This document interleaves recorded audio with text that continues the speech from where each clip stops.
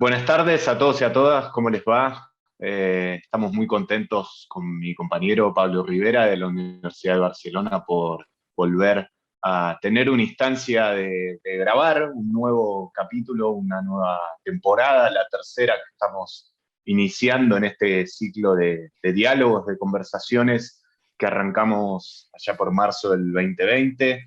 Ya parece que pasaron muchas vidas en el medio y es un gusto para nosotros poder, estuvimos conversando ya unos minutos y nos podríamos haber extendido, pero dijimos, bueno, vamos a empezar a grabar porque estamos acá con un colega, con un amigo, con Carlos Magro. Carlos, la verdad que mil gracias por darnos siempre tu predisposición para compartir con nosotros, para conversar sobre estos temas que nos interesan tanto, vinculados a la educación. Y primero darte la bienvenida, de vuelta repetirte el honor de tenerte acá. Te estuvimos viendo un montón también en los proyectos que estuviste haciendo también en este tiempo. Compartimos muchas visiones y muchas acciones respecto a todas las distintas cuestiones que tenemos que pensar, reflexionar y compartir, a partir de la pandemia con todo lo vinculado a la educación. Así que, nada, saludarte, mandarte un abrazo a la distancia y preguntarte cómo estás y cómo te ha ido este último tiempo. Muchas gracias, Ezequiel. La verdad es que, bueno, Ezequiel y Pablo, gracias a los dos siempre por vuestro cariño y vuestras, ¿no?, palabras que también sientan y por la invitación. Desde luego estoy encantado de estar aquí con vosotros conversando y es siempre un placer porque, bueno, de esto se trata, ¿no? También de pensar juntos las cosas, de tratar de profundizar en lo que nos pasa desde la conversación con los colegas, con los amigos, con las personas, que yo creo que es la mejor y la única manera que tenemos de hacerlo. Y ya os decía, estoy encantado, creo que en lo personal estoy bien, he tenido, ¿no?, durante todo este tiempo, bueno, pues mucha suerte, tanto a nivel, ¿no?, personal, como de mi entorno más cercano de familias y amigos. En ese sentido, me encuentro bien y con ganas, ¿no?, de seguir trabajando, siempre con, bueno, a veces con estas dudas que nos surgen, ¿no? Y esto es que probablemente conversemos sobre ello hoy, con estas dudas que nos surgen, a veces un poco también de desazón por la dificultad de la empresa en la que creo que nos hemos embarcado todos, pero también con esa desazón proviene también de que el reto es grande y que por tanto podríamos verlo también como un desafío, y los desafíos, pues dependiendo de cómo seas, te los puedes tomar como algo imposible o como algo que te, ¿no?, que te alienta y que te mueve a seguir adelante. Bueno, siempre muy inspirador, Carlos. Se nota que estoy ya en el hemisferio norte en invierno, ya la voz me está fallando con la gripe, así que voy a ir hablando bajito.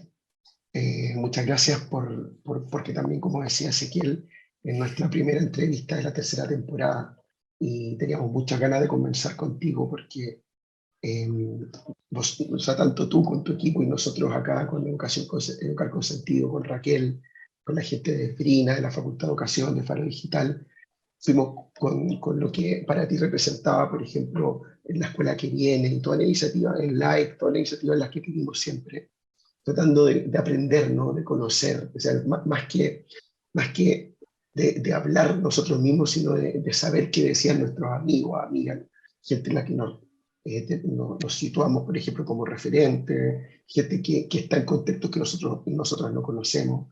Entonces, la primera pregunta que te quiero hacer, yo creo que va en esta línea de todo lo que hemos aprendido durante este tiempo, que fue una palabra, una expresión que nos puso enfrente Cristóbal Suárez, en una de las primeras entrevistas que hicimos en la primera temporada, que nos ponía atención, ojo, te digo a finales de marzo del 2020, ¿no? Decía, ojo con todo lo que vamos a aprender ahora, ¿no?, que la pandemia también es un nuevo entorno de aprendizaje. Entonces, llevándote a este foco, me gustaría saber, según tu opinión, ¿no?, según lo que has vivido, no solamente aquí en el contexto de España, sino con tu bagaje y conocimiento en Latinoamérica y donde quieras tú situarlo, ¿no? ¿Cuáles consideras que son las problemáticas centrales que trajo la pandemia al mundo educativo. Desde tu punto de vista, yo sé que es una pregunta complicada, pero desde tu punto de vista, ¿qué problemáticas centrales trajo la pandemia al mundo educativo? Y si de ahí te pudieses proyectar a cuáles quedarán o cuáles se podrían solventar, sería genial. No sé cómo lo ves, Carlos. Claro que sí.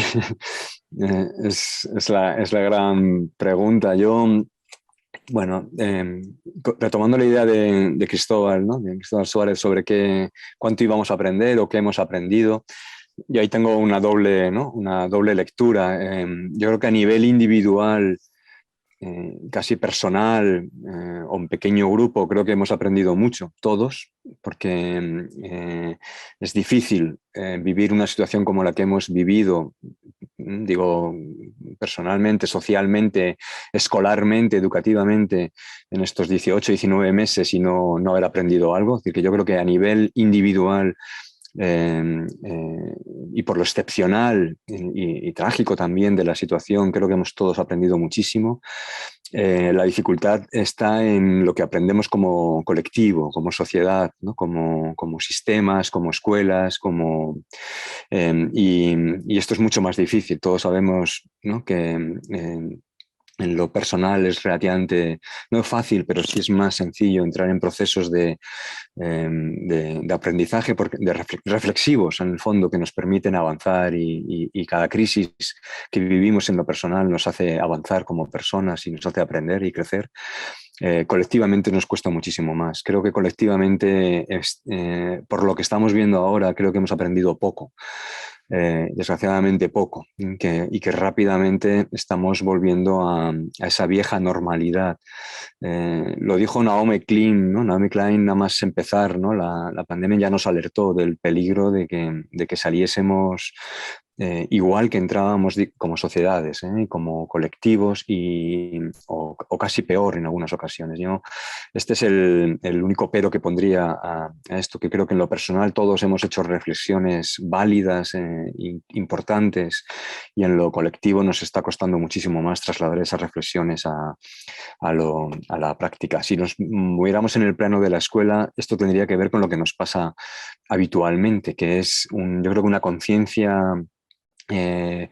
profunda, grande, densa en lo individual, ¿no? Como docentes, como equipos directivos, casi como familias, como comunidades educativas dentro de los centros educativos, de lo que está pasando, de lo que necesitaríamos hacer, del cambio, de la mejora, de lo que es imprescindible, y las dificultades que tenemos luego para llevar eso a transformaciones colectivas en la escuela. Es decir, vemos cambios, por llevarlo todavía a algo más tangible, estamos llenos de cambio en las aulas, puntuales, ¿no? De cambios en las prácticas puntuales, y las dificultades que tenemos antes de la pandemia y ahora después de la pandemia, pero vemos dificultad en ver esos cambios trasladados al nivel intermedio, ¿no? Que sería, por ejemplo, el de la escuela. Entonces, esto es una primera reflexión sencilla que me gustaría compartir con vosotros. Si me preguntas los grandes retos, yo creo que le dimos muchas vueltas a esto durante los meses de confinamiento, y también en los primeros meses de salida del confinamiento y todavía en pandemia, pero de posconfinamiento. Yo creo que para mí la reflexión más importante que se hizo en aquel momento, y que creo que hay que continuar haciéndosela constantemente en el ámbito escolar, en el ámbito de la educación, sobre todo escolar, pero también valdría para la educación superior, la educación universitaria o otras educaciones superiores, sería reflexionar sobre el sentido de lo que es la escuela. Esta pregunta que La Rosa se hacía hace unos años, ¿no? Que es la idea de la necesidad imperiosa que tenemos todos a nivel individual y a nivel colectivo, y yo insisto, más a nivel colectivo que a nivel individual, de pensar qué es la escuela, entendido por escuela cualquier ámbito de educación más o menos formal, pensar qué es la escuela, qué hay que hacer, ¿no? Para defender ese concepto de escuela, qué hay que hacer, cuál es el sentido de la escuela, y qué tenemos que hacer para trabajar por ese sentido, ¿no?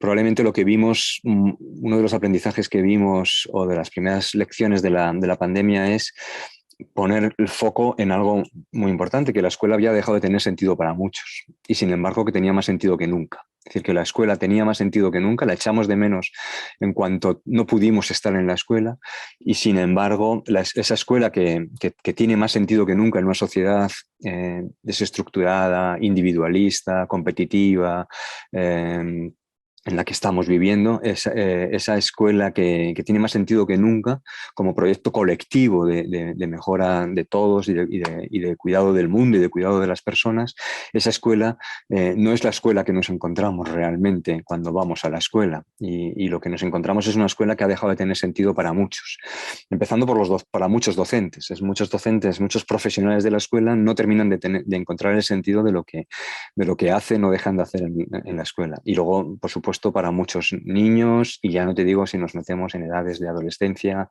jóvenes o jóvenes universitarios. Luego, volver a recuperar el sentido de la escuela, que no es otra cosa que preguntarse todos los días por el sentido de la escuela, creo que es uno de los retos que que tenemos encima de la mesa. Una escuela, entonces, y este sería como otra idea o sea, el primer reto que tendríamos es esa pregunta, ¿no? ¿Cómo hacemos para que la escuela tenga sentido? Para que la escuela sea un lugar que ofrece sentido y para que la escuela sea un lugar que nos permite dar sentido a lo que nos pasa en el mundo. Probablemente esas tres cosas van muy unidas, pero no sé, es lo que fundamentalmente echamos en falta.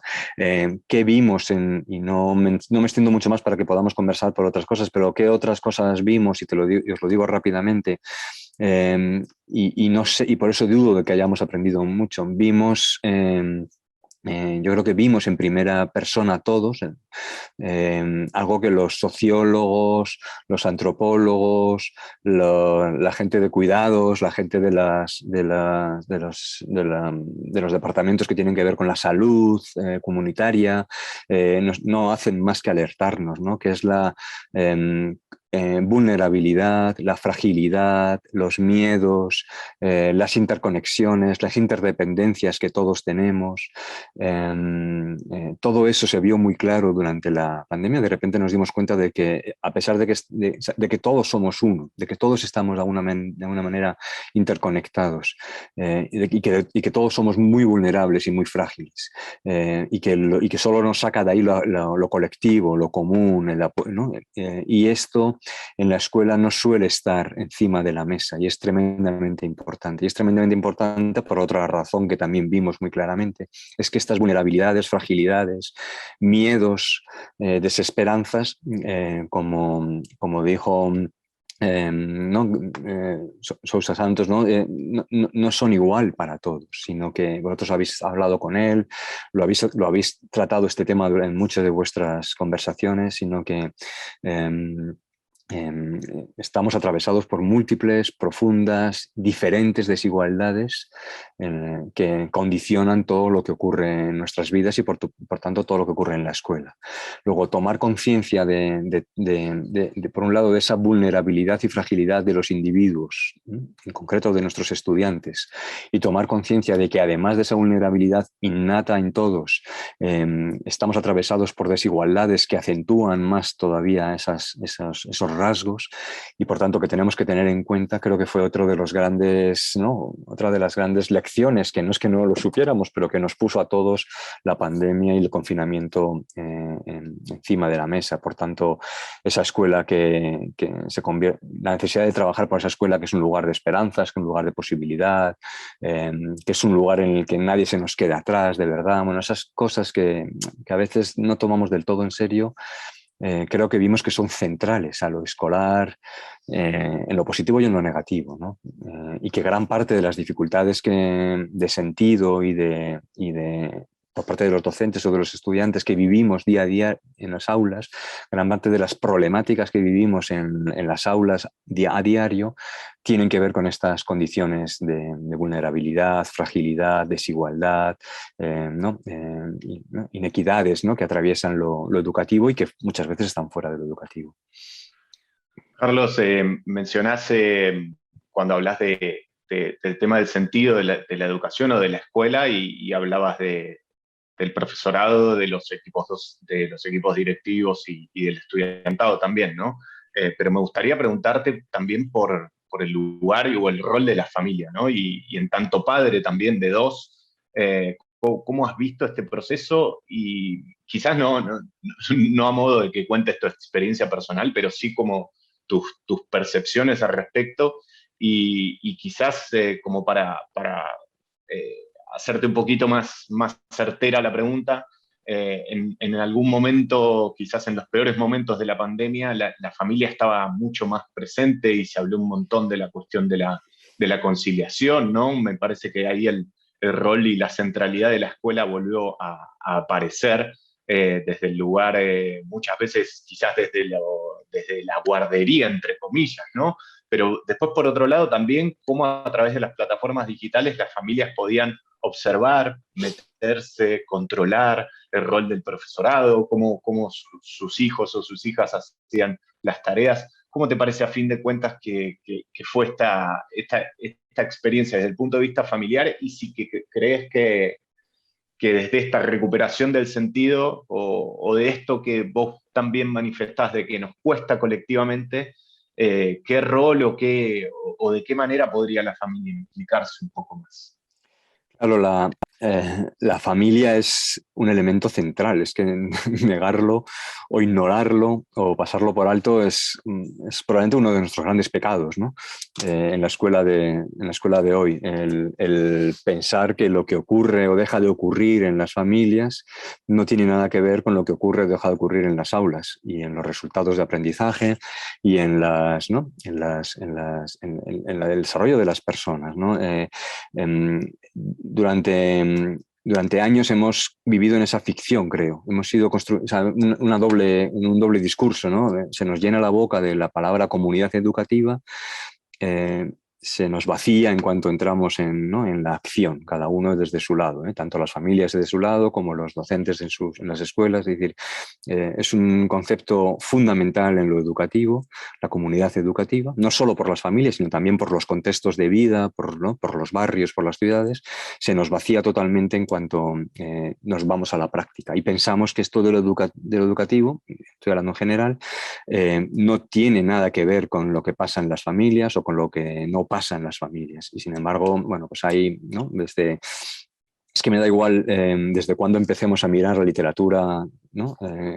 La investigación y desde qué ámbito del conocimiento, me da igual que sea la sociología, que sean, ¿no? los estudios culturales, que sean, ¿no? la antropología, o sea, me da igual desde dónde miremos, que los mensajes que nos llegan de la importancia del contexto familiar es determinante.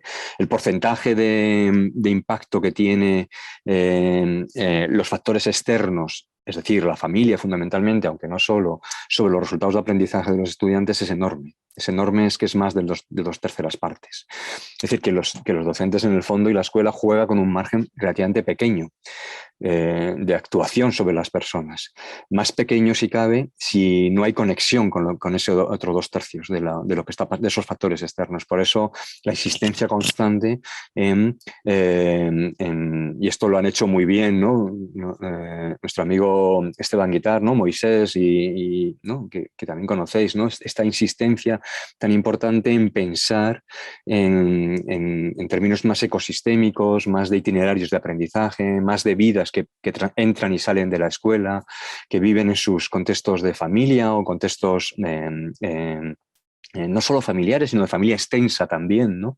La importancia de todo, y bueno, ahí tendríamos todo un territorio para explorar, ¿no? Todo lo que tiene que ver con el currículum justo desde el punto de vista del reconocimiento, la participación, de otros saberes, de otras maneras de estar, ¿no? Todo eso es importantísimo y todo eso normalmente lo dejamos fuera de la escuela. Yo creo que una de las pocas cosas buenas que tuvo la pandemia es de nuevo poner el foco en lo importante de esta relación triangular, si queréis, entre escuela, ¿no? docentes y familia, ¿no? Esta relación que es absolutamente necesaria trabajar si lo que queremos que ocurra en la escuela, si aquello que esperamos que ocurra en la escuela queremos que ocurra de verdad, o nos vamos a quedar de nuevo con pues este niño fracasa, abandona, no avanza y achacamos eso a una especie de caja negra, ¿no? ¿no? Que, oye, nosotros hacemos todo lo que podemos en la escuela, después hay una caja negra que no traduce bien las instrucciones que damos y se nos convierte en un fracaso escolar, lo que en realidad a lo mejor es un fracaso social o es un fracaso de esta relación que no termina de existir. El propio Moisés, ¿no? con González Patiño y escribió aquel manifiesto en 220, ¿no? Y ahí reclamaban varias cosas, ¿no? Pues la importancia un poco de nuevo de las emociones y en los procesos de aprendizaje, los cuidados, el acompañamiento, los afectos, la importancia de lo digital, ¿no? Reclamaban la importancia de las trayectorias de aprendizaje personalizado y también reclamaban ellos hablaban de la diversificación, ¿no? o algo así, ¿no? de la relación con las familias, ¿no? La necesidad casi imperiosa de incluirles en las vidas, en lo que pasa en lo escolar. Y sin embargo hemos vuelto a la escuela en 2 periodos ya, en 2 años escolares, en uno a medias, en este prácticamente al completo, y de nuevo hemos levantado muros, quizá más fuertes todavía de lo que teníamos en 2019, porque las familias, por ejemplo, de los niños muy pequeños no han entrado todavía en sus centros educativos, no han entrado por razones en principio de la COVID. Las reuniones son grupales de tutoría, son todas virtuales. Las reuniones de tutoría, hablo en general, son telefónicas. Es decir, que si antes la familia estaba excluida de alguna manera, ¿no? Ahora hemos reproducido aquello y además hemos puesto barreras digitales y físicas, ¿no? Y creo que esto es un error grande.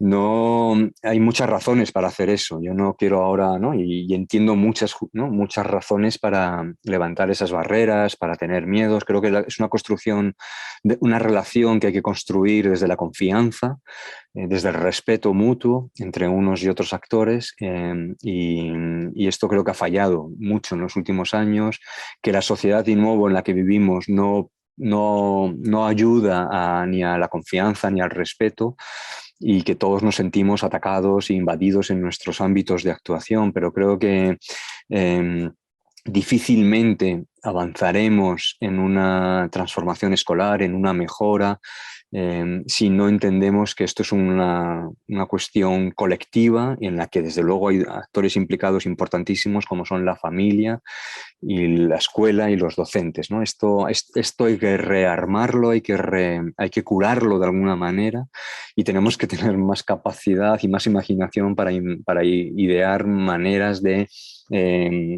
establecer esa relación, ¿no? que está rota y que creo que es una de las causas principales de las dificultades que se pasan en las aulas todos los días, y de las dificultades que tenemos con porcentajes altísimos de chicos que no encuentran sentido a lo que ocurre, o que el sentido de lo que ocurre en el centro educativo es absolutamente distinto del sentido que encuentran en sus contextos familiares o de amigos o de barrio o de comunidad, ¿no? Y entonces ahí hay mucho que tejer, y sería probablemente uno de los puntos claves que deberíamos establecer, y que no implica solo un paso adelante de las escuelas, sino también un paso adelante de las familias, y probablemente intervenir actores que tengan que ver más con lo social, ¿no? Otras escalas de actuación.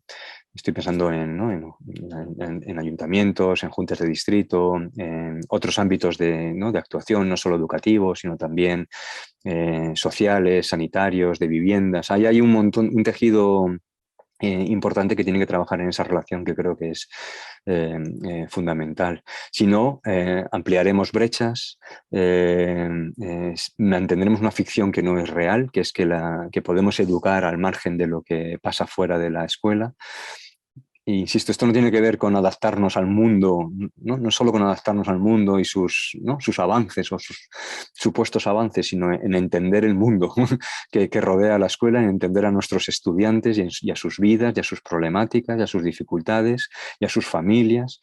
Y yo creo que esto es fundamental.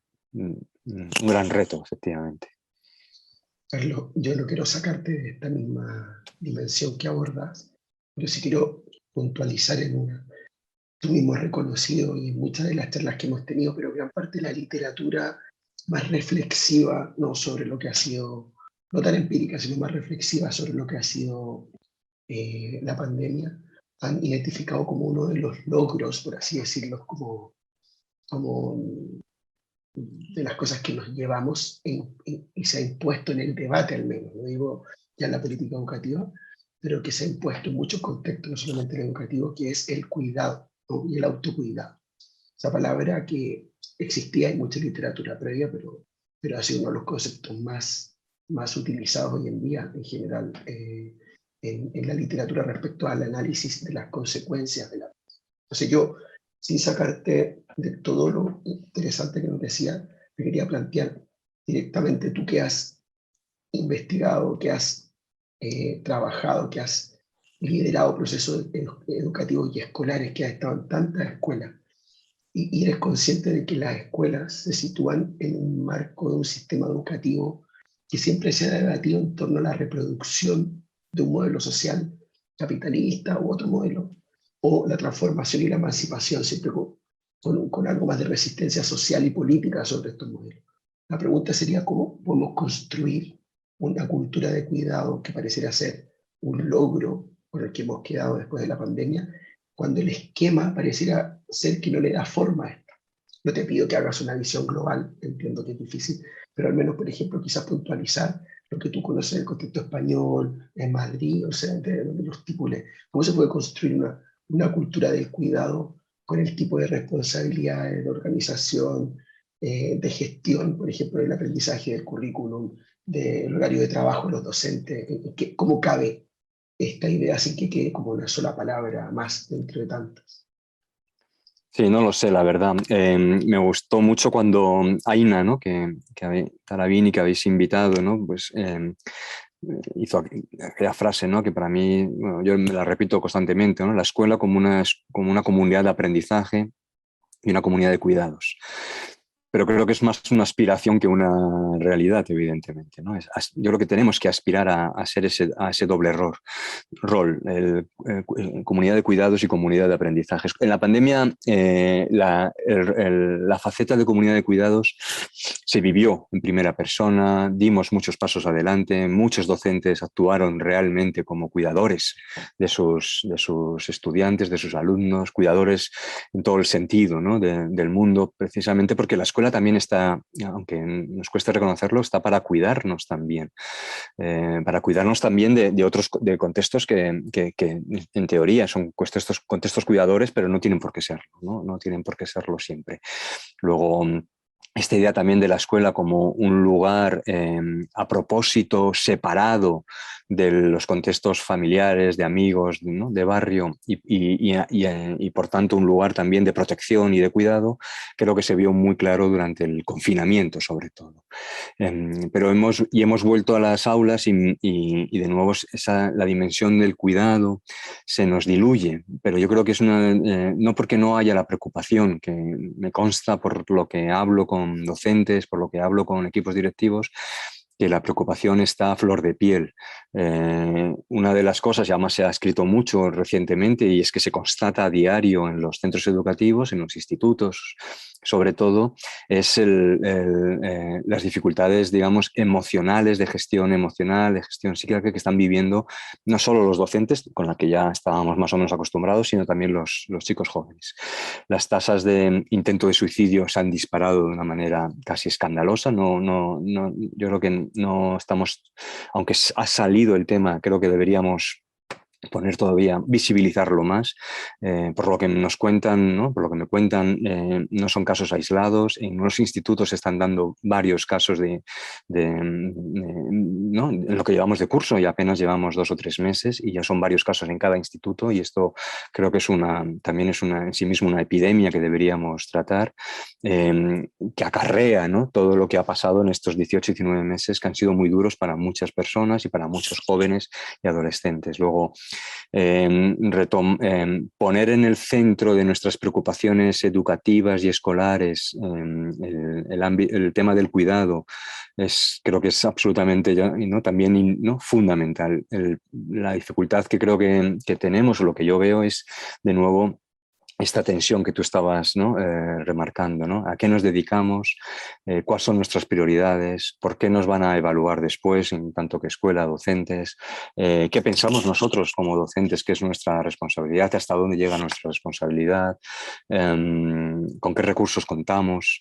Y cuando ponemos todo eso en la ecuación, lo que suele pasar al final es que el tema del cuidado y del cuidado fundamentalmente emocional en estos momentos hacia las personas que habitan la escuela, fundamentalmente docentes y estudiantes, queda en un segundo plano, porque no tenemos ni el tiempo, ni los recursos, ni probablemente las competencias, ni las capacidades, ni la sensibilidad, ni suficiente información, ¿no? Ni suficiente probablemente cobertura tampoco legal.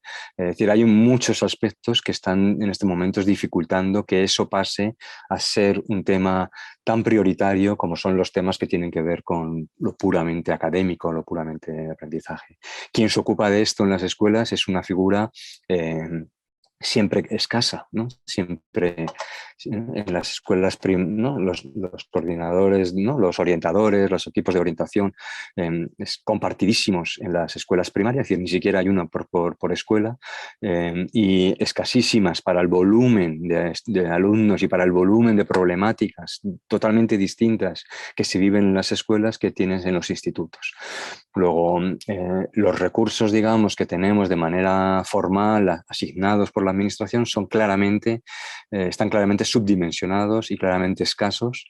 Ya hacía años que eran escasos, ¿no? Pero es que en estos momentos son absolutamente escasísimos. Luego, ahí hay un primer problema, es un problema de prioridades también de la administración, ¿no? de poner esto como un tema realmente relevante y la necesidad de dotar de recursos especializados, porque en estos momentos es urgente. Es decir, quien está tratando estas cosas son aquellos profesores con más sensibilidad, aquellos equipos directivos o aquellas personas de los equipos directivos que sienten una responsabilidad, ¿no? Que excede a lo académico con sus estudiantes, aquellos que quedaron muy sensibilizados por todo lo que pasó durante el confinamiento y que han tratado de mantener esto en el día a día, pero siempre son esfuerzos como por encima de lo realmente que se considera importante o de las prioridades del día a día. Luego,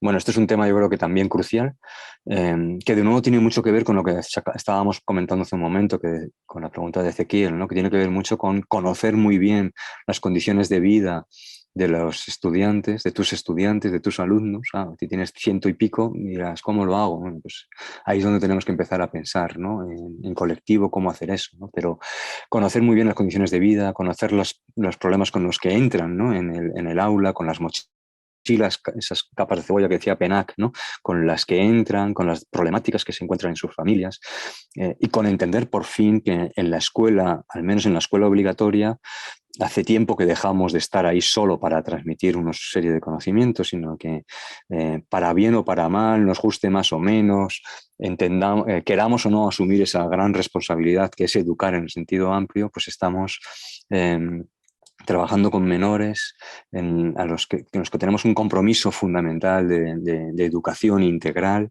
de educación que tenemos que compartir con otros ámbitos de su socialización, familia, amigos, insisto, pero que nosotros también tenemos un papel importante y por tanto, bueno, pues en los que el ámbito del cuidado es tremendamente importante, ¿no?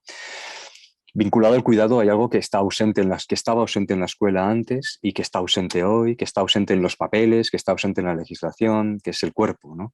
Vinculado al cuidado está el cuidado, no solo el cuidado, ¿no? Del ámbito más mental, psicológico, sino también el cuidado vinculadísimo a eso está el cuidado del cuerpo. El cuerpo parece que está excluido del ámbito escolar, no está reconocido ni siquiera en ese marco tan amplio que serían nuestras competencias clave, ¿no? que cabe todo, ¿no? Pero ni siquiera hay una competencia clave que esté, ¿no? centrada en el cuerpo, en el cuidado del cuerpo, en las relaciones con otros a través del cuerpo, y creo que esto también es un tema importante que está muy unido, ¿no? A este otro cuidado, es todo unido y que todo tiene que ver a su vez con continuum en el que la entrada y la salida del cole no es tan clara ya, ¿no? De lo escolar no es tan clara y que por tanto tenemos que trabajar en ese continuum con otros profesionales y con otros ámbitos de socialización de los niños en los que ellos están, digamos, experimentando también con el cuerpo, ¿no? Y con todo, con todo lo que está alrededor. Ahí te tomo lo del cuerpo y también lo de la mente, ¿no? Y esto que planteas que bueno, que estamos en otros espacios además de en lo escolar o mismo en lo social, que es en lo digital, ¿no? Que el cuerpo ahí está muchísimas horas, ni hablar la mente, y hay un concepto luego de... oh, hago el puente entre los cuidados y otro concepto que has trabajado mucho, que te hemos leído y que también lo has preguntado y lo has debatido en muchas de las conversaciones, creo que con José María Esquirol, pero también te hemos leído y cómo citabas también a La Rosa respecto del tema de la atención. Vos decías que educar sería enseñar a mirar, a aprender y aprender a mirar, y que aprender a mirar es aprender a prestar atención, ¿no? Y en este contexto de la economía de la atención, lo que se conoce como economía de la atención, en donde las plataformas digitales en algún punto se disputan nuestro tiempo en pantalla para poder maximizar sus modelos de negocio, la pregunta puntual que te quería hacer y a ver si conversamos al respecto de cómo ves esta tensión, ¿no? Respecto a la atención entre la escuela y nuestra vida cotidiana cada vez más mediatizada o digitalizada, ¿no? ¿Qué les pasa a nuestras mentes y a nuestros cuerpos que cada vez estamos más tiempo acostumbrados a estar frente a pantallas con una gran cantidad de estímulos? Y luego, ¿qué nos sucede cuando estamos en el aula, ¿no? Con otros, en estos reencuentros que estamos teniendo, que nos habíamos un poco desacostumbrados en este vínculo entre profe y estudiante? ¿Cómo ves este nuevo dilema en algún punto que se nos plantea? Claro, bueno, retomo la idea de la atención efectivamente de La Rosa, ¿no? Y esta propuesta que plantea él, ¿no? Que al final los docentes podrían ser vistos, según Jorge, como maestros de la atención, ¿no? Su gran tarea sería la de capturar la atención, la de orientar esa atención, la de disciplinar la atención, la de dirigir, ¿no? Hacia donde creemos que es importante la atención, formar la atención, ¿no? De ahí tomo esa idea que efectivamente he conversado con José María Esquirol, que también le ha dado bastantes vueltas al tema que decíamos, ¿no? De educar como educar en la mirada, ¿no? Aprender a mirar, y aprender a mirar como aprender a prestar atención, y que ya previamente lo había planteado la filósofa alemana, ¿no? Simone Weil, que decía que en realidad lo verdaderamente importante de lo educativo, del estudio, sería la capacidad para formar la facultad de atención, ¿no? Ese sería como el objetivo verdadero. Yo creo que esto, como dices tú, es tremendamente interesante en estos momentos en los que probablemente lo que más nos falta es capacidad de atención. Es decir, tú lo has planteado bien, es como la gran paradoja de la escuela, y entonces yo antes planteaba alguno de lo que desde mi punto de vista la falta de sentido, no entender a los estudiantes que tienes, ¿no? delante tuyo, en el sentido de no entender sus vidas, sus desigualdades, sus dificultades, la falta de relación con sus contextos en el sentido amplio, como inputs grandes que dificultan la tarea diaria de cualquier docente, ¿no? Cualquier docente que entra en el aula y que se encuentra con 20, 25, 30 estudiantes, se encuentra con un problema de gestión del aula ¿no? que tienen que ver con estas cosas que os decía hace un momento, pero que también tiene que ver fundamentalmente con esta tensión que tú estabas esta paradoja que tú estabas señalando, ¿no? Si lo más importante de un docente sería ser un maestro en el doble sentido de la palabra, de la atención, ser capaz de, ¿no?, capturar la atención de tus estudiantes, de coger esa atención y cultivarla, ¿no?, de decirles, oye, con más finamente, por aquí no, dirigirla, ¿no? Como dice la Rosa, ¿qué pasa en una sociedad en la que ¿no?, en lo que la moneda de cambio es precisamente la atención, y en la que no somos capaces, o en la que hay muchos intereses por desviarnos nuestra atención, capturar nuestra atención y llevarnos nuestra atención hacia otro lado, y en la que nosotros también, en un desarrollo que todavía no sabemos dónde nos va a llevar, nos cuesta cada vez más mantener la atención, ¿no? Ya no digo como niños, que puede ser infinita en estos momentos la dificultad, sino también como adultos. Entonces, estamos en un desarrollo, insisto, que no tengo ni idea y que no sé dónde nos va a llevar y que no me atrevo a hablar sobre él, pero que claramente lo vivimos todos a diario, que es la dificultad que todos experimentamos para mantenernos concentrados, mantener la atención, mantener el foco, por un lado. Por otro lado, esta lucha enorme por capturar nuestra atención en todos los sentidos de la palabra, y entonces en ese panorama de paisaje entran los docentes tratando de ser maestros de la atención, de formar la atención, de capturar la atención, insisto, de dirigir la atención. Pues ese es yo creo que ese es otro de los grandes retos y otra de las grandes claves que, si la pensamos bien, con detenimiento, si nos centramos un poquito, creo que nos podría ayudar por un lado, a entender bien las dificultades de lo escolar y del aula, y entendiendo bien esas dificultades que se experimentan todos los días, poder tratar de mejorar.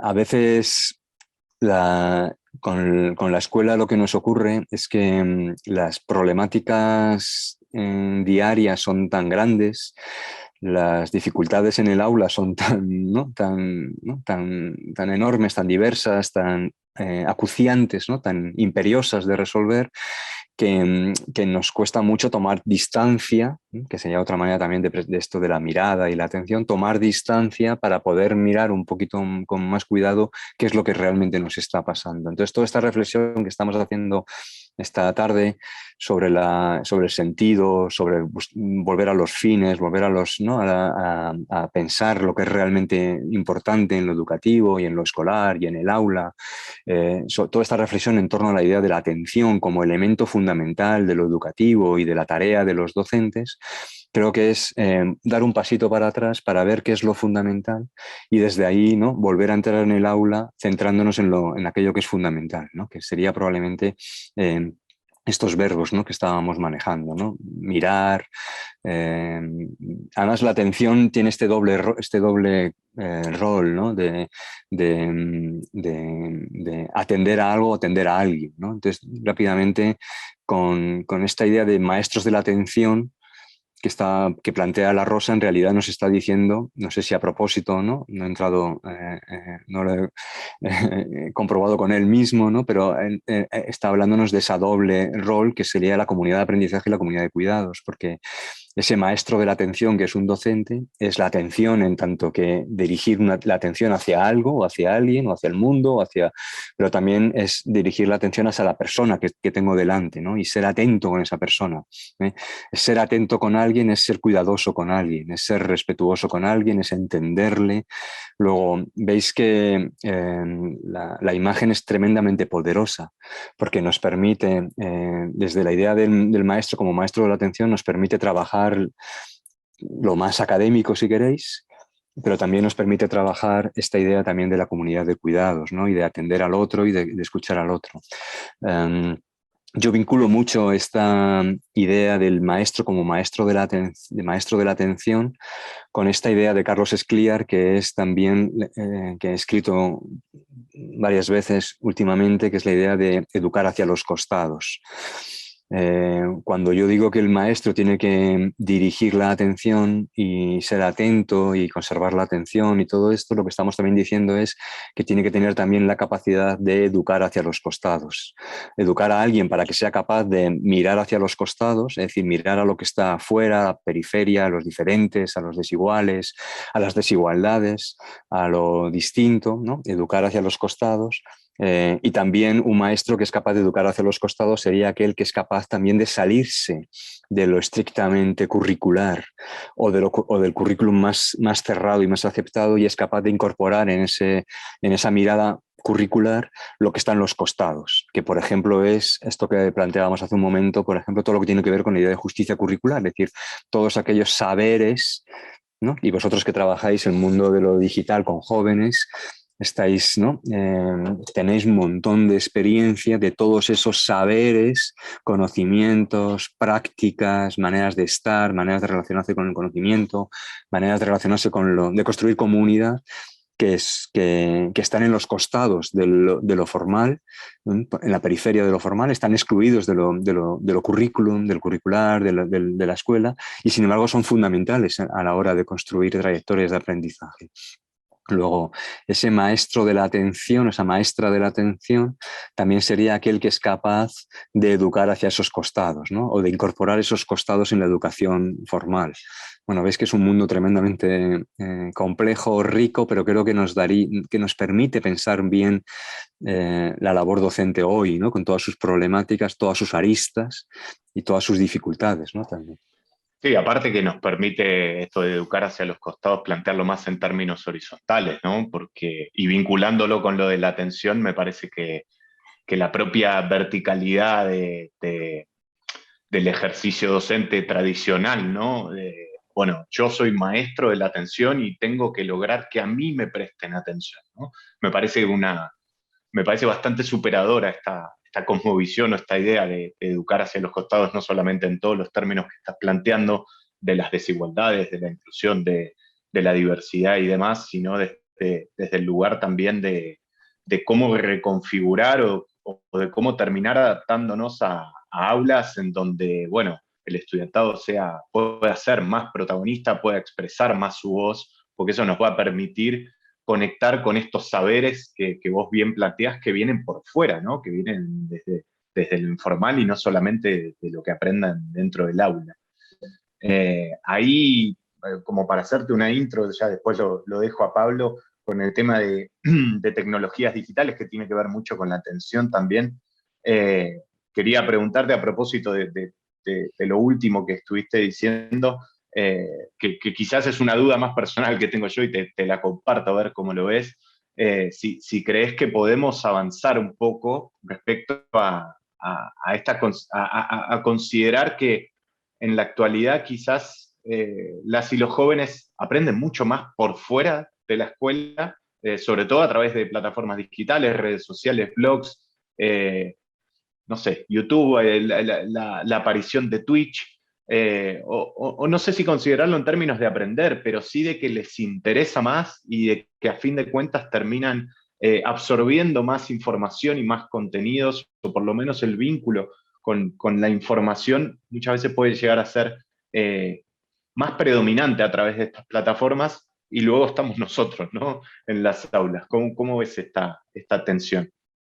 Claro, yo creo que ahí hay un concepto que me parece interesante, que en el fondo tiro del hilo de Herbiesta, ¿no? que tanto nos gusta o me gusta, y que creo que es interesante aplicarlo aquí. La batalla contra eso está casi perdida. La batalla contra la atención, si lo comparamos con lo que puede suceder fuera en otros contextos informales, está perdida, creo. La batalla contra potenciales aprendizajes fuera de lo escolar creo que también está perdida. Si no es ahora, estará perdida. Pero creo que la batalla no hay que plantearla en términos de... o sea, en algo que es obvio, que es que todos aprendemos constantemente en todos los lugares y que ahora mismo las posibilidades de aprendizaje, si tenemos las capacidades para aprender, son enormes. Si tenemos la curiosidad y las ganas y las capacidades y la posibilidad, las posibilidades para aprender son enormes, infinitas y por supuesto mucho mayores fuera que dentro de la escuela, por una cuestión simplemente de tamaño, de interés, o de disponibilidad de recursos y de disponibilidad de configurar mis propios intereses. Luego, esa batalla creo que no es la que hay que jugar, ¿no? Y que no tiene sentido. Tampoco hay que jugar la batalla de enrocarse, ¿no? Y decir, no es que como el currículum de dientes de sable, no es que lo importante realmente es lo que hacemos aquí, y todo lo demás, bueno, no es relevante. Lo importante es lo que hacemos aquí, independientemente de que tú le veas o no utilidad, porque ya verás cómo cuando seas adulto le encontrarás una utilidad. Si te enrocas ahí, pues lo que te llevará a la absoluta falta de sentido de lo que sucede ahí, una pérdida en todos los sentidos de tiempo, esfuerzo, recursos, ¿no? Incluso personal, ¿no? de muchas personas que se pasan allí 10 años, 8 horas diarias, o bien enseñando, o bien intentando, o bien ahí pasivamente. Luego, la pregunta de nuevo sería, ¿qué es lo que tiene la escuela? ¿Qué puede ofrecer la escuela o qué debería ofrecer la escuela? Y la escuela, de nuevo, puede ser cualquier ámbito de educación formal, incluso la educación universitaria, que no me está ofreciendo ese otro contexto variado, diverso, rico, ¿no? A veces divertido incluso, que tenemos ahí fuera. Y la palabra y la idea que me gustaría retomar es la diferencia que hace Biesta entre aprender y educar. Ese intento que él hace constantemente de decir, no es que la escuela no estamos o sea, la escuela no es un lugar de aprendizaje, siendo muy, quizá buscando un poco la polémica, ¿no? Pero él dice, no es el lugar para el aprendizaje, o no es el lugar prioritario para el aprendizaje. Y lo que diferencia la escuela de los otros lugares, o lo que diferenciaría, dice él, la educación del aprendizaje, es el sentido de lo que estamos aprendiendo.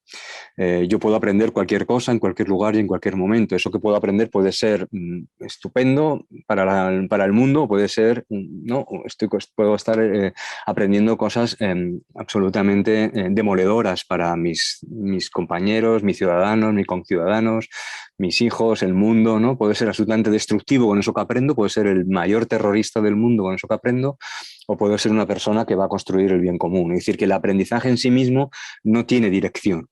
Y sin embargo, la educación siempre tiene dirección. Luego, pensar en la escuela como un lugar donde el aprendizaje tiene una dirección sería una buena manera de empezar a separar estos dos mundos un poquito, también para intentar entender, por tanto, qué es lo que tenemos que hacer en la escuela, qué es lo verdaderamente prioritario.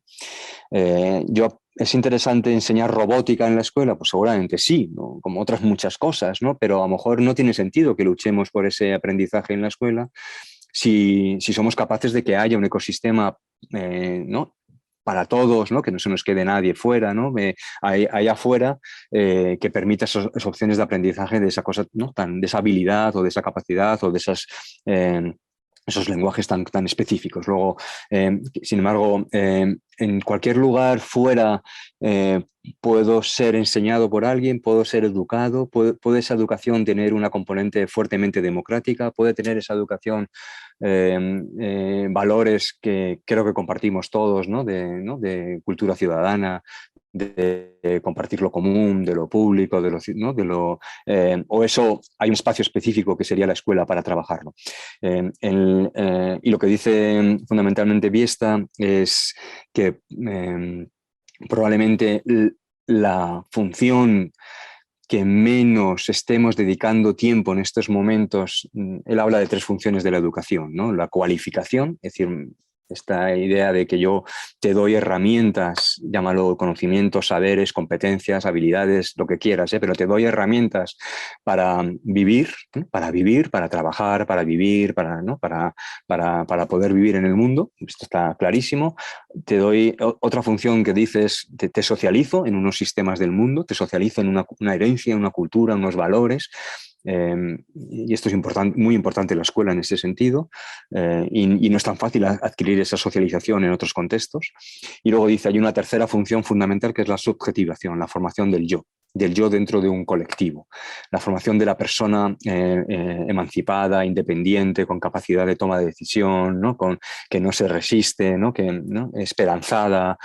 Esa formación del yo, dice, es una función fundamental de la escuela que, sin embargo, es la que probablemente estamos más dejando de lado, a favor de la cualificación, por ejemplo, o en menor grado a favor de la socialización.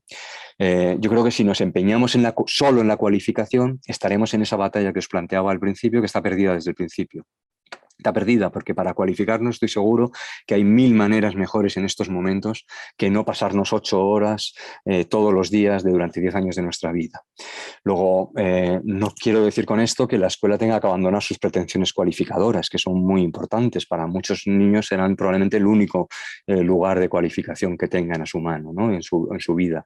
Pero creo que deberíamos poner mucho más foco en esto que la escuela sí que puede hacer de manera diferencial, exclusiva, que sería todo lo que tiene que ver con la subjetivación de las personas, con la formación del yo, de ese yo ¿no? que lucha precisamente contra, que se opone, ¿no? por ejemplo, al mundo en el que vivimos, que quiere transformar el mundo, como decía Pablo al principio, esa tensión entre educar para adaptarme o educar para transformarme. Bueno, pues esa escuela que me educa para transformarme y transformar el mundo es la que menos tiempo le dedicamos en estos momentos y la que creo que tendría más sentido para la escuela ¿no? en esta... Carlos, sería en algún punto, a nosotros nos lo planteaba Denis Nachmanovich, nos decía volver a recuperar la concepción política del acto educativo, ¿no? Del arte de convivir con otros y de construir sentido con esos otros, ¿no? Va por ese lado. Justo, esa sería la política en el sentido de ¿no? del arte de poder ¿no? construirte y vivir con otros, ¿no? La política y la propia ética de cada uno, pero esta doble subjetivación que tiene que ver siempre con el individuo, ¿no? Como persona, pero también como el individuo como que forma parte de un común, de un colectivo, ¿no? Y yo creo que esta función que es central a lo educativo, ¿no? Que es central a lo educativo y que creo que debería ser central a las escuelas de hoy que pretenden ser educativas, es la que menos, insisto, a la que menos se atiende a favor de una cualificación que, insisto, es importante, importantísima, pero estoy seguro que vamos a perder la batalla frente a un universo infinito que tenemos ahí fuera. Carlos, no quiero que nos despidamos sin antes, perdón, que ya la voz me está fallando, pero sin antes hacerte una pregunta muy amplia, que a lo mejor no es lo ideal hacértela cuando llevamos una hora, pero no queríamos dejar de plantearte. Ezequiel, con el comentario anterior un poco los daba Paulo para esto, pero también hemos visto mucha actividad tuya en tu propio blog, distintos espacios reflexionando sobre el tema de la tecnología digital en los procesos de enseñanza-aprendizaje, ultra reforzados durante la pandemia. Entonces, te la dejo así. ¿Qué te ha parecido este fenómeno de inmersión masiva, compulsiva, acelerada, intensa de tecnologías digitales durante este periodo de docencia, de actividad escolar virtual? ¿Y qué temores te genera esto y qué posibilidades, ¿no? De cara a la vuelta a clase y a lo que viene? ¿Cómo lo ves? Sí, bueno, yo creo que ahí sabéis mucho más vosotros que yo, habéis hablado con personas que lo tienen muy reflexionado. Yo creo que hemos vivido una situación de emergencia educativa en lo virtual. No hemos hecho es decir, que de un día para otro nos movimos con lo que cada uno pudo y en las siguientes semanas o meses tratando de adaptarlo, pero lo que hicimos fue una adaptación. Mi temor es que lo que hicimos no es lo que llevan años diciéndonos que, sin saber tampoco muy bien lo que tenemos que hacer, porque no tenemos muy claro lo que hay que hacer, pero sí nos alertan de que lo que no hay que hacer es trasladar, ¿no? Concepciones, ideas, prácticas, modelos, ¿no? de un mundo presencial a un mundo virtual, que ese traslado literal es un traslado siempre fracasado, ¿no? Es un traslado que no nos lleva a nada. Lo que vimos fue ese traslado porque no había probablemente ni tiempo para otra cosa, ni tampoco, ¿no? Suficiente trayectoria hacia atrás como para haber, ¿no? Para haber activado otra manera de estar. Mi preocupación con la tecnología y lo educativo tiene siempre un doble rol, ¿no? O sea, una doble mirada. Por un lado, creo que es importante que en la escuela, y esto está tan dicho que es aburrido de volver a repetirlo, pero es importante que en la escuela en esta idea de dar sentido al mundo y de comprender el mundo que nos rodea y de poder actuar sobre el mundo y de tomar, ¿no? conciencia del mundo que nos rodea, incorporemos lo tecnológico no como dispositivos o herramientas o programación, sino como un contexto en el que vivimos. Lo tecnológico con sus ¿no? facetas más negras y más luminosas, es un contexto en el que estamos viviendo, y esto lo hemos conversado nosotros muchas veces, y creo que la escuela no puede dejar de incorporar ese contexto cuando está socializándonos ¿no? Esta idea de socializar debería también, y de subjetivizar, las tres funciones tienen que ver con lo digital, ¿no? En la cualificación, en la socialización y en la subjetivación, pero tenemos que entendernos como personas en un contexto digital, tenemos que entendernos que socializamos en un contexto que está atravesado por lo digital en todos los ámbitos de nuestra vida, y tenemos, por tanto, que cualificarnos para manejar eso digital. Luego, la escuela no puede, o sea, la problemática de lo digital en el sentido amplio y todos los problemas que queráis que podamos poner encima de la mesa, no puede estar ausente de los grandes temas que se tratan en la escuela, como no puede estar ausente lo medioambiental en estos momentos, como no puede estar ausente, ¿no? la incorporación, ¿no? Todo lo que tiene que ver con el género, como no puede estar ausente todo lo que tiene que ver con las emociones o los afectos, o como no puede, o sea, hay varios temas transversales que no podemos desatender en la escuela porque son el medio en el que estamos viviendo. Luego, esta es una preocupación fundamental. La otra preocupación es la que le ocupa a muchas personas y que saben mucho más que yo, que tiene que ver con pensar qué tipo ¿no? de intermediaciones pedagógicas y didácticas nos permite hacer lo tecnológico en el ámbito de la enseñanza y el aprendizaje, diferenciadas de lo que ya hacíamos. Lo que ya hacíamos sabemos cómo hacerlo, incluso con mediación digital.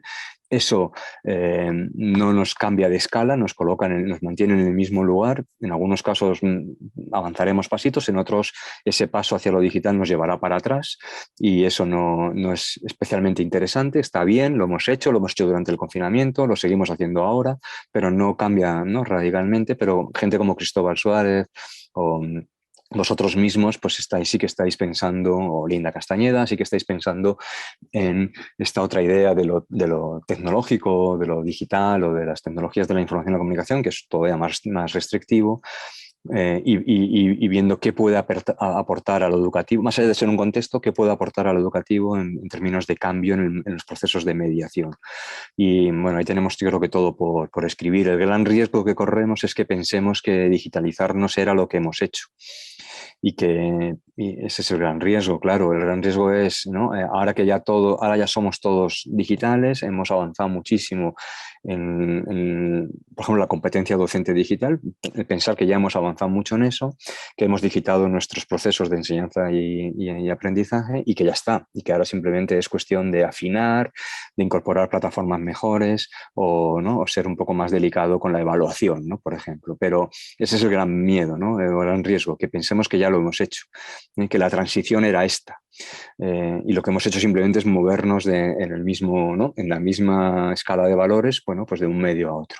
Insisto, en algunos casos con mejoras, en otros con claros riesgos, ¿no? Riesgos de volver a pedagogías muy conductistas, de volver a procesos muy, ¿no? O, por ejemplo, procesos claramente de vigilancia, ¿no? Cognitiva, de vigilancia, ¿no? de las personas, de capitalismo, ¿no? de lo más distópico, ¿no? que también hemos visto en estos meses y que vimos en el ámbito universitario clarísimamente, cuando entraron todo el debate de la evaluación, que solo era cómo examinábamos, ¿no? Es decir, que ahí hay temas con muchas aristas muy peligrosos que hay que tener mucho cuidado, y sobre todo la gran idea es: no era esto, o sea, no, ojo, que no es esto, que esto es un paso que tendríamos que haber dado probablemente hace ya 15 o 20 años, pero que lo que gente como Adel, Castañeda, vosotros, ¿no? Tanta gente, Suárez, Selwyn, ¿no? Williamson, ¿sabes? Que podríamos poner aquí tantos que estáis pensando, es cómo lo tecnológico modifica, ¿no? radicalmente los procesos de mediación, cómo lo tecnológico nos permite resolver algunos de estos retos que hemos planteado hace un momento, ¿no? Dar sentido, incluir a todos, trabajar las desigualdades, incorporar la voz de los estudiantes, incorporar unos currículos que atiendan a los costados, a la diversidad, a las diferencias. Es decir, cómo esos grandes retos, que son los mismos, los podemos ¿no? abordar desde una comprensión más compleja de la tecnología en lo educativo. Gracias, Carlos, por respondernos tantas preguntas, por abrirnos otras muchas nuevas. La verdad que ha sido un placer tenerte aquí en el primer episodio. Llevamos más de 1 hora. Así que agradecerte de corazón por tu tiempo, por tus ganas y por todas tus ideas y reflexiones. Y esperamos verte pronto. Así que enviarte un abrazo muy, muy grande y de vuelta agradecerte. Muchas gracias, Ezequiel. Muchas gracias, Pablo. Gracias, Carlos. Termino con la voz casi como tú, no igual. Pero Muchas gracias por haber estado con nosotros, Carlos. encantadísimo.